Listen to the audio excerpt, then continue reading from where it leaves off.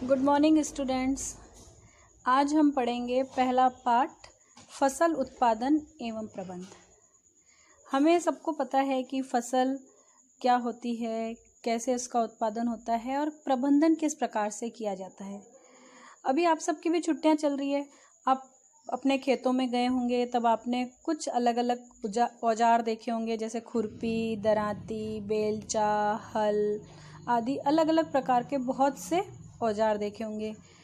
क्योंकि आपके जो घर पे मम्मी पापा हैं वो तो उनका यूज़ करते हैं, लेकिन आपको उनका क्या उपयोग है वो नहीं मालूम।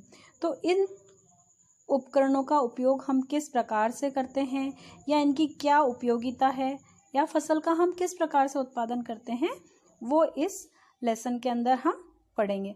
हमें पता है कि सभी सजीवों को भोजन की आवश्यकता होती है। पौधे अपना भोजन स्वयं बनाते हैं और किस विधि से बनाते हैं? हरे पौधे अपना भोजन प्रकाश संश्लेषण की विधि के द्वारा अपना भोजन स्वयं बनाते हैं। लेकिन जंतु, यानी चाहे वो जंतु हो या मनुष्य, वो किस प्रकार से अपना भोजन प्राप्त करते हैं? तो जंतु अपना भोजन पादपों से प्राप्त करते हैं। हम अपना भोजन स्वयं क्यों नहीं बनाते? क्योंकि हम स्वपोषी नहीं हैं, हम परपोषी हैं, अपना भोजन पादपों से प्राप्त करते हैं। अब हमें पता है कि हमें हर कार्य को करने के लिए भोजन की आवश्यकता होती है, और भोजन चूंकि हम पादपों के ऊपर निर्भर हैं तो हमें इनका उत्पादन करना पड़ता है। और उत्पादन कहाँ होता है? खेत के अंदर या फसल के रूप में। तो सबसे पहला प्रश्न उठता है कि फसल क्या है? तो फसल जब एक ही प्रकार के पौधों को किसी एक स्थान पर बड़े पैमाने पर बहुत सारे एक साथ उगाए जाते हैं तो उसे फसल कहते हैं। जैसे गेहूं, चना, मक्का आदि की फसल। गेहूं की फसल का अर्थ हुआ खेत में उगाए जाने वाले सभी पौधे गेहूं के ही हो तो वो फसल क्या कहलाएगी? गेहूं की फसल। इसी प्रकार से हमें पता है कि फसलें विभिन्न प्रकार की होती हैं, जैसे अन्न की, सब्जियां, फल, और साथ में ये फल और सब्जियां भी क्या होती हैं? अलग अलग मौसम के अनुसार उगाई जाती हैं। अब मौसम के अनुसार इन फसलों को हम अलग अलग भागों में बांट सकते हैं, उनका वर्गीकरण कर सकते हैं।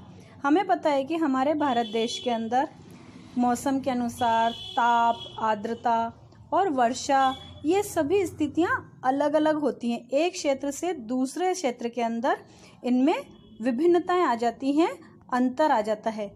इसी आधार पर हम अलग अलग फसलें उगाई जाती हैं, और इन्हीं विविधताओं के आधार पर हम फसलों को मुख्य रूप से दो भागों में बांटते हैं, जैसे खरीफ की फसल और रबी की फसल।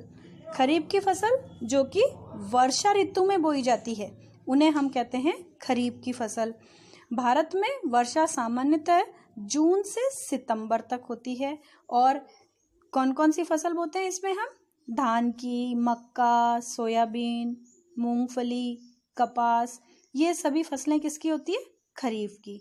दूसरी फसल होती है रबी की फसल, जो कि शीत ऋतु यानी सर्दी में उगाई जाती हैं। उनमें क्या क्या आता है? जैसे गेहूं, चना, मटर, सरसों, अलसी आदि। कई स्थानों पर दालें और सब्जियां भी गर्मियों के अंदर बोते हैं। और इसके अलावा एक फसल और होती है जायद की फसल, जो कि जनरली मई जून के अंदर बोई जाती है, और उसमें ककड़ी, खीरा, लौकी, तोरई, इस तरह की सब्जियां बोई जाती है। फिर धान, क्वेश्चन आता है, एक प्रश्न उठता है कि धान को शीत ऋतु में क्यों नहीं उगा सकते? तो धान को बहुत अधिक पानी की आवश्यकता होती है, इसलिए इसे केवल वर्षा ऋतु में ही उगाते हैं। अब ये तो हुई फसल कितने प्रकार की होती हैं। अब आता है कि ये फसल जो हम उगाते हैं इसके लिए कौन कौन सी तकनीक उपयोग में ली जाती है। तो जो वह तकनीक जिसमें हम फसल को बोते हैं वो क्या कहलाती हैं? कृषि पद्धतियाँ। वो क्रियाकलाप जो कि फसल को उगाने में, पैदा करने में काम में लिए जाते हैं, उन्हें हम कृषि पद्धतियाँ कहते हैं।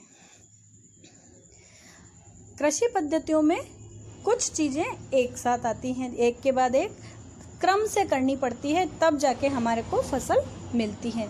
आपने खेतों में देखा होगा कि ये सभी काम आसपास के अपने वातावरण में अगर आपने देखे होंगे तो ये सभी काम एक के बाद एक क्रम से लगातार होते हैं।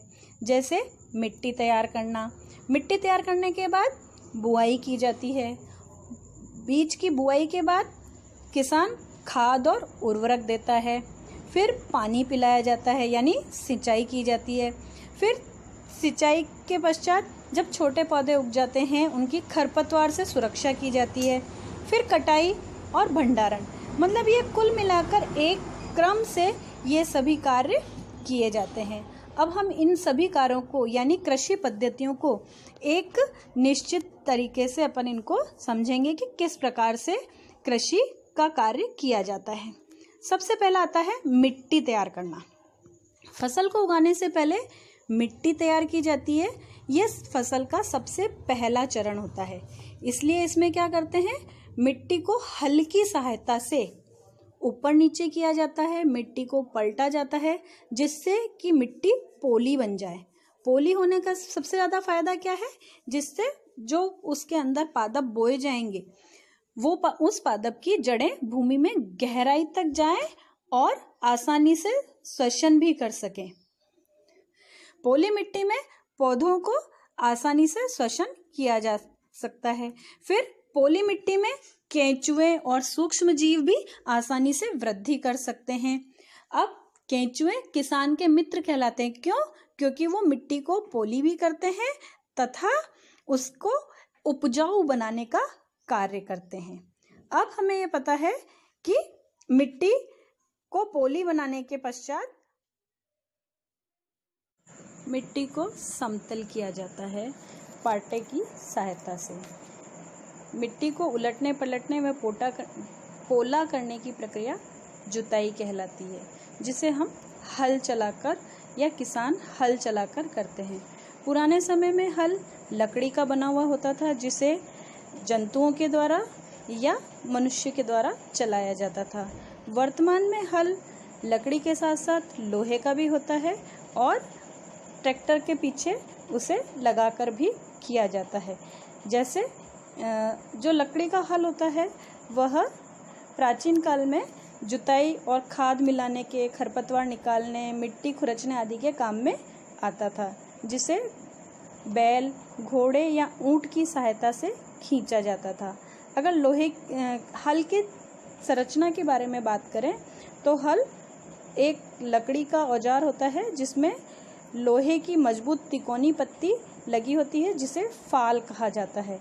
और हल की जो मुख्य लंबी लकड़ी होती है उसे हल शैफ्ट कहते हैं और इसके एक सिरे पर हैंडल होता है जो कि जोत के दूसरे सिरे से जुड़ा होता है और जिसे बैलों की गर्दन के ऊपर रखा जोड़ा जाता है। यह एक जोड़ी बैल और एक आदमी के द्वारा सरलता से चलाया जाता है। आजकल हम लोहे के हल को यूज़ करते हैं जो कि लकड़ी की जगह ज़्यादा मजबूत और लंबे समय तक चलने वाला होता है। इसके अलावा एक और औजार उपयोग में लिया जाता है जिसे कुदाली कहा जाता है। यह भी खरपतवार निकालने और मिट्टी को पोला करने के काम में आती है। यह लकड़ी की या लोहे की छड़ की बनी हुई होती है जिसके ऊपर एक लोहे की चौड़ी मुड़ी हुई प्लेट होती है और साथ में यह इस पे जो लगी हुई ब्लेडें होती है वो मिट्टी को पोला करने का काम करती है और इसका दूसरा सिरा पशुओं के द्वारा खींचा जाता है। कल्टीवेटर, जिसका वर्तमान में यानी आजकल इसका ट्रैक्टर में जोड़कर खेती करने के काम में लिया जाता है, जिससे कम समय में ज़्यादा ज़मीन को जोता जा सकता है, जिससे कम समय में और कम श्रम के साथ खेत में जुताई आसानी से की जा सकती है। जुताई करने के बाद सबसे महत्वपूर्ण काम होता है बुआई करना, यानी बीज को मिट्टी के अंदर बोना। बीज को बोने से पहले सबसे महत्वपूर्ण बात होती है कि जो हम बीज खेत के अंदर बोएंगे वो अच्छी गुणवत्ता वाले और अच्छी किस्म के साफ और स्वस्थ बीज होने चाहिए। जब किसान बीज लेके आता है तो उनको देखने के लिए कि उनमें कौन सा बीज उन्नत है और कौन सा बीज खराब है, उन बीजों में से पहचान करने के लिए किसान एक सामान्य तकनीक काम में लेता है। वह क्या करता है, जो बीज लेके आता है उसको पानी के अंदर भिगो देता है। जब बीज उसमें डाले जाते हैं पानी में, तो जो खराब बीज होते हैं वो पानी की ऊपरी सतह पर तैर के आ जाते हैं और जो भारी और स्वस्थ बीज होते हैं वो पानी के नीचे बैठ जाते हैं। और इस प्रकार से किसान उन्नत बीजों का चयन करता है और उसके पश्चात उनको खेत के अंदर बोने का काम करता है। मिट्टी को समतल किया जाता है पाटे की सहायता से। मिट्टी को उलटने पलटने व पोला करने की प्रक्रिया जुताई कहलाती है, जिसे हम हल चलाकर या किसान हल चलाकर करते हैं। पुराने समय में हल लकड़ी का बना हुआ होता था, जिसे जंतुओं के द्वारा या मनुष्य के द्वारा चलाया जाता था।